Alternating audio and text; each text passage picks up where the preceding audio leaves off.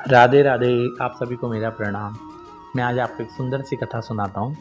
एक समय की बात है कि माँ रुक्मणी ठाकुर जी के लिए रोज़ सुंदर सुंदर व्यंजन बना के रखती थी और 7 बजे तक वो सायंकाल को व्यंजनों को बनाकर रख देती थी और ठाकुर जी का इंतज़ार करती थी। और ठाकुर जी निरंतर द्वारिका में 10 बजे तक ही द्वारिका के महल में प्रवेश करते थे।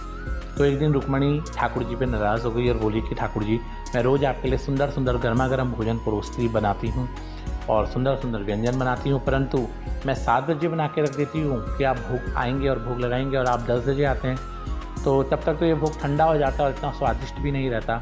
तो भगवान ने कहा, रुक्मणी तुम्हारा भाव तो मेरे प्रति बहुत सुंदर है, परंतु मैं क्या करूँ, मैं इस जगत का पालनहार हूँ और मैं पूरे संसार को खिलाए बिना स्वयं नहीं खाता हूँ।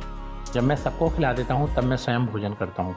रुक्मणी उस समय तो चुप हो गई। दूसरे दिन ठाकुर जी घर से निकलने लगे तो माँ रुक्मणी ने ठाकुर जी को तिलक किया, क्योंकि माँ रुक्मणी निरंतर उनको तिलक करती थी। और जाते जाते बोली कि कन्हैया, आज आप जल्दी भोजन करने घर आना। तो ठाकुर जी ने कहा, ठीक है रुक्मणी, आज मैं सब कुछ जल्दी सबको भोजन करा के घर आऊँगा।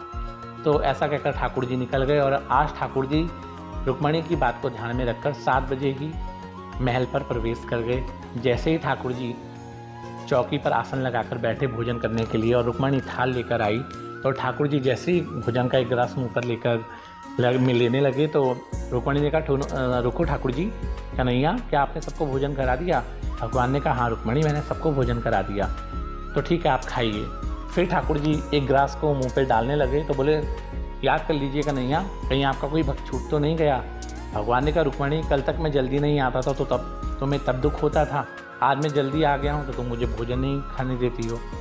तो रुक्मणी ने कहा, ठाकुर जी, आप कहते हैं कि मैंने सबको भोजन करा दिया, पर आज आपका एक भक्त भूखा रह गया है। भगवान ने कहा, नहीं रुक्मणी, मैंने अपने सारे भक्तों को भोजन करा दिया है, आपका कोई भक्त भूखा नहीं रहा है।